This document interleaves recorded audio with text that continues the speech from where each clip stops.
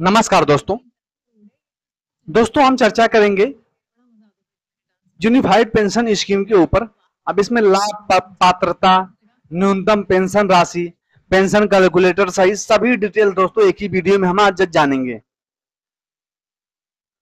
Unified pension scheme जो है UPS केंद्र, इसको शॉर्ट टर्म में दोस्तों यूपीएस भी कह सकते हैं हम, केंद्रीय सरकार कर्मचारियों के लिए एक नई पेंशन योजना लाई है जिसे 1 अप्रैल 2025 से लागू किया जाएगा।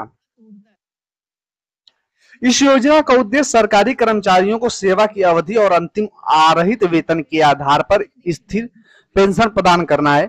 यूपीएस के तहत कर्मचारी राष्ट्रीय पेंशन योजना दोस्तों स्विच कर सकते हैं, मतलब इसमें से दोस्तों एनपीएस से, जो आप लोग एनपीएस चल रहा था, एनपीएस से दोस्तों यूपीएस में आप जा सकते हैं और एकीकृत पेंशन योजना का लाभ उठा सकते हैं। योजना में न्यूनतम जो 10 वर्षों की सेवा के बाद दोस्तों 10,000 रुपए प्रति माह पेंशन की गारंटी दी गई है। इसके अतिरिक्त सेवानिवृत्त पर एक मुक्त भुगतान और पारिवारिक पेंशन का भी प्रावधान है। बता दें कि यूनिफाइड पेंशन स्कीम को लागू करने वाला पहला राज्य जो है वो महाराष्ट्र बन गया है। तो दोस्तों यूपीएस को अगर हम बात करें, पहला राष्ट्र महाराष्ट्र है जो सबसे पहले यूपीएस को लागू करने वाला राज्य बना है। यूनिफाइड पेंशन स्कीम को मंजूरी, यह योजना 1 अप्रैल 2025 से प्रभावी होगी और इसका लाभ जो है 23 लाख केंद्रीय सरकारी कर्मचारियों को मिलेगा। प्रधानमंत्री नरेंद्र मोदी की अध्यक्षता वाली यूनियन कैबिनेट ने केंद्रीय सरकारी कर्मचारियों के लिए यूनिफाइड पेंशन स्कीम को मंजूरी दी। यह योजना 1 अप्रैल 2025 से प्रभावी होगा। इसका लाभ 23 लाख केंद्रीय कर्मचारियों को मिलेगा। पीएम मोदी ने यूपीएस को कर्मचारियों की गरिमा और वित्तीय सुरक्षा सुनिश्चित करने वाला बताया। उन्होंने एक्स पोस्ट पर दोस्तों कहा कि उन्हें देश के विकास के लिए कड़ी मेहनत करने वाले सभी कर्मचारियों पर गर्व है। केंद्रीय कर्मचारी और यूपीएस और राष्ट्रीय पेंशन योजना एनपीएस के बीच चयन कर सकते हैं। इसके अलावा वर्तमान एनपीएस सदस्य की यूपीएस में दोस्तों स्विच कर सकते हैं। राज्य सरकारें भी भविष्य में इसका योजना का जो है लागू करने का निर्णय ले सकती हैं। तो चलिए आपको इस योजना के बारे में विस्तार से बताते हैं। बता दें कि यूनिफाइड पेंशन स्कीम को लागू करने वाला पहला राज्य महाराष्ट्र जो है बन गया है। एसबीआई का एटीएम लगवाने का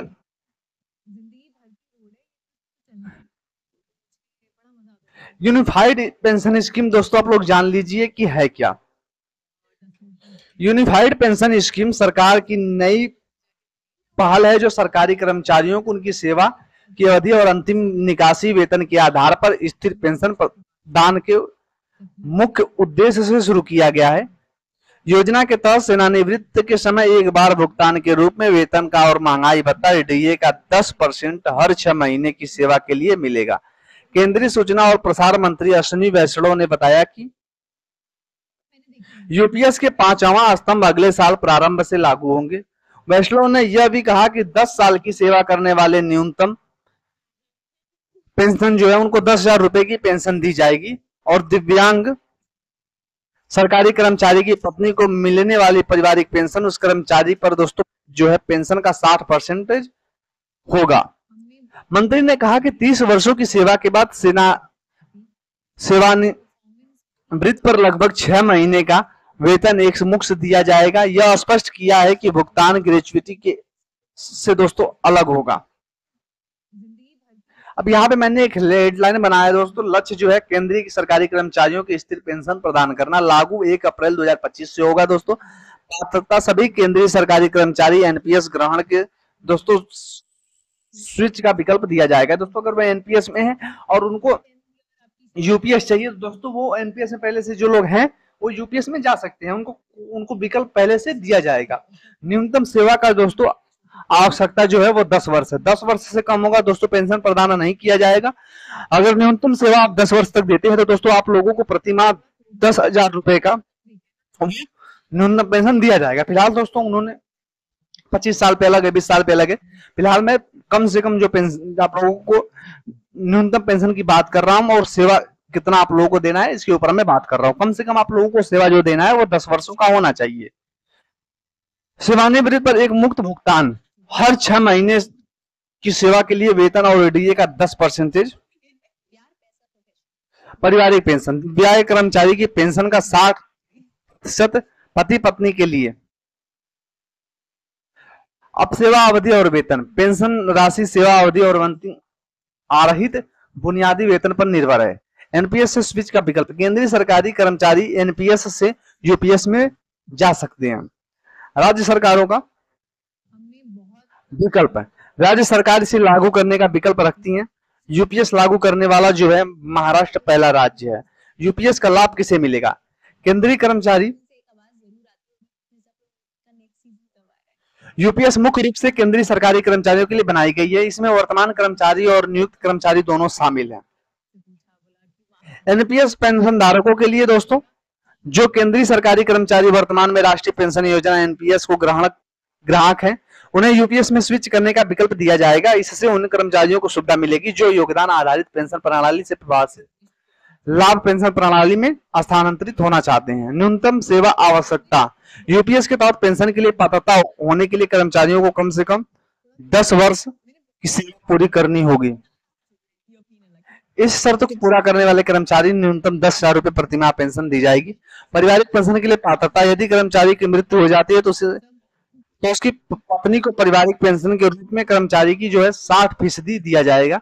राज्य सरकारी कर्मचारी यूपीएस से प्रारंभिक रूप से केंद्रीय सरकारी कर्मचारियों के लिए लक्षित है, लेकिन एक राज्य सरकार इस योजना को अपने कर्मचारियों के लिए लागू करने का विकल्प रखती है। हालांकि इसे लागू करने का निर्णय राज्य स्तर पर लिया जाएगा। सेवा की अवधि, यूपीएस के तहत पेंशन की राशि सेवा की अवधि और अंतिम आरहित बुनियादी वेतन पर निर्भर करती है। इसीलिए लंबी सेवा अवधि पर उच्च अंतिम वेतन से अधिक पेंशन मिलेगी।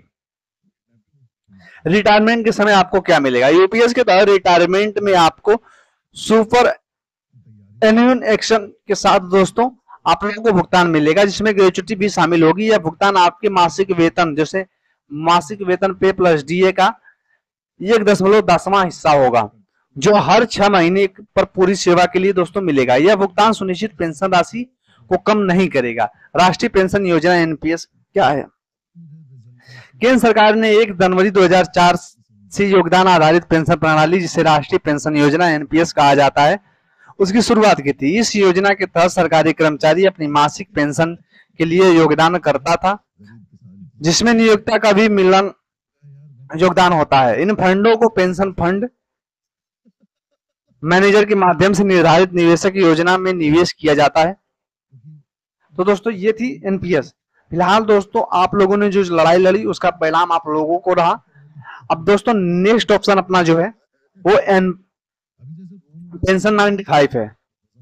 दोस्तों 95 हम लोगों को जल्द से जल्द इस पे भी दोस्तों सरकार को झुकाना है और सरकार पे इसके ऊपर काम करवाना है, क्योंकि दोस्तों हम लोग 2004 की लड़ाई तो जीत गए, लेकिन दोस्तों अभी जो हमारी लड़ाई है 95 पेंशन स्कीम की, ये 2014 में 1,000 रुपए तो कर दिया गया, लेकिन ये भी दोस्तों कुछ लोगों को मिल रहा है और कुछ लोगों को नहीं मिल रहा है। इससे भी कम पैसे दिए जा रहे हैं।